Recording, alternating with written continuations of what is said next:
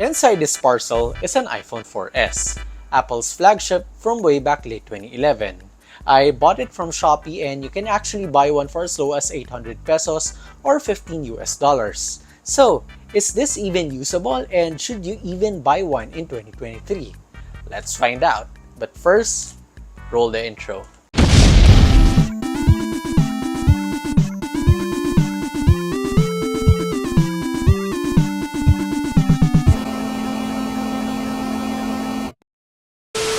Hey guys, my name is Zach and this is GG Fist Bump.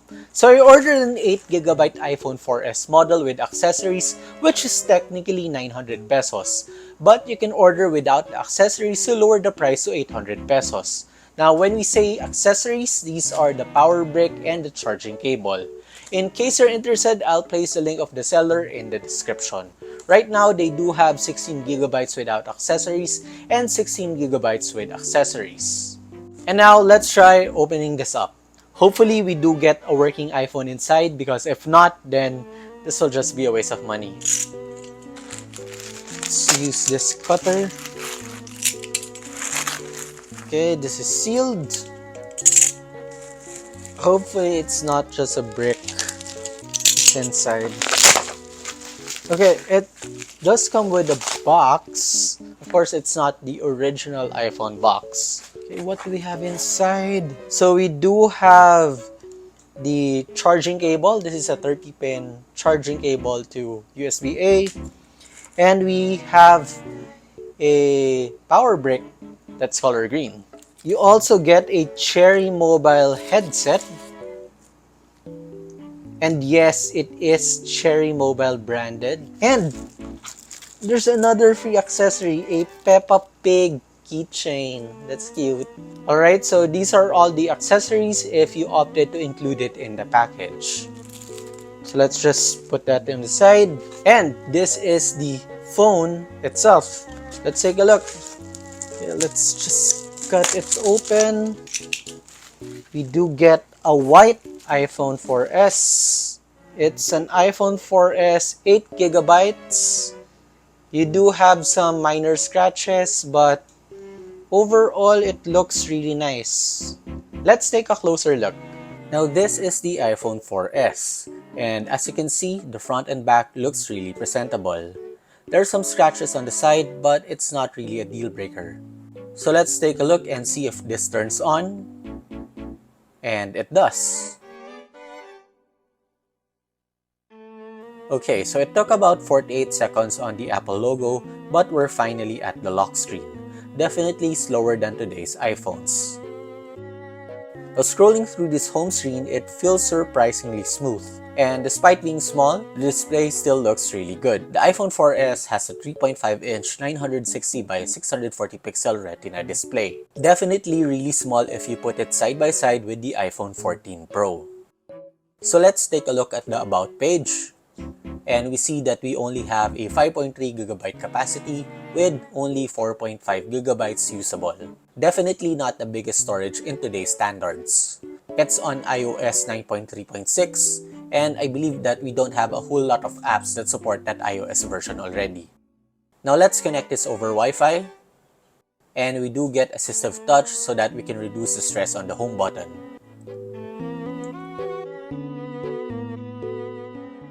No photos. And let's just check if the cameras work. Okay, so the rear cam is okay. And let's check the front cam. Alright, so it's okay as well. And now let's just connect this to my Apple ID and see if we can download some apps and games. We're now connected to my Apple ID, so let's try to look for compatible apps over at the App Store. And as you can see, loading of the App Store is really slow. Now, over at the free apps, Messenger is not compatible. TikTok is not compatible. Facebook as well. But hey, Shopee loads. But it lets you download an older version of the app. There is a workaround for downloading older versions of apps though, but you must have an Apple ID that has downloaded these apps before. So go to Updates, then Purchase, My Purchases, then look for the application. Let's try Facebook, which wouldn't let us download from the main page. And yes, you get to download the last compatible version. So let's try downloading more apps and skip to when we are done. Okay, so we now have a couple of apps installed, and Facebook actually opens and runs. It's usable. Messenger also opens, but loading is very slow.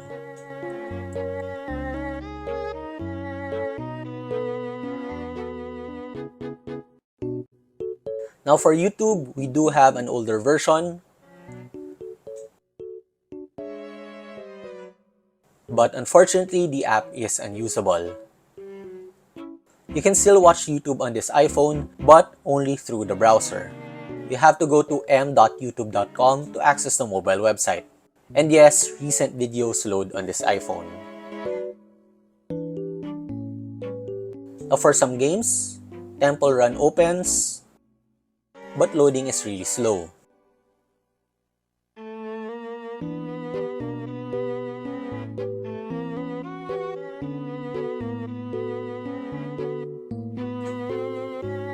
However, once the game has loaded up, gameplay is really smooth. Well, the game isn't graphically intensive anyways, and it was made for the time period, so it should run smooth. Just don't expect this to run Mobile Legends, Genshin Impact, or Call of Duty Mobile. Some apps unfortunately crashes like 2048, but that's to be expected for a phone that doesn't have any more support. I mean, for 800 or 900 pesos, you still get to play some of these old games. For that budget, I'm guessing you can only buy phones with keypads like this Nokia 105, which surprisingly is still being sold brand new. Well, at least in the Philippines, and I guess some other third world countries as well. Now let's talk about the cameras. The iPhone 4S has an 8 megapixel rear camera that's capable of 1080p 30 frames per second video recording. The front camera on the other hand just has 0.3 MP VGA, which can capture 480p videos. These cameras are definitely not good in 2023, but I'm guessing that they still might be better compared to some budget Android phones. Here are some samples.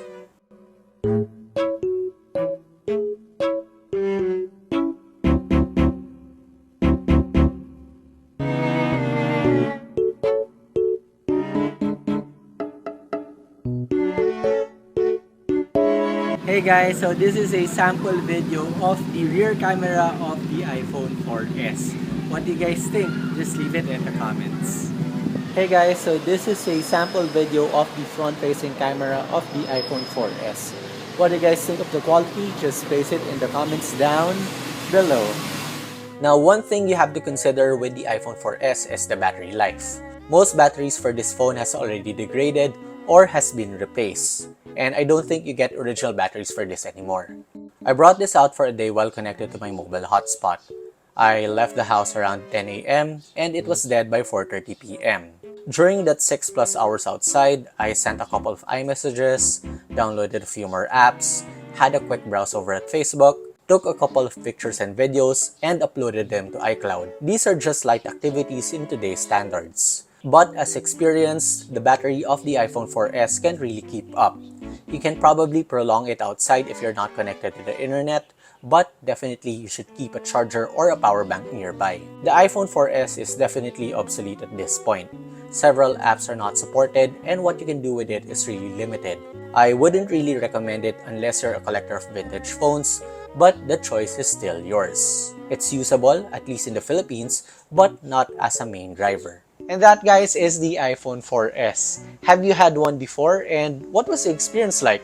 Let's talk about it in the comments down below. And with that, I think we're done. If you found this video helpful, interesting, or entertaining, please leave a like and subscribe to my channel, then hit on that notification bell for more tech-related videos just like this. Thank you again for watching. Again, I'm Zach, and this is GG. Fist bump.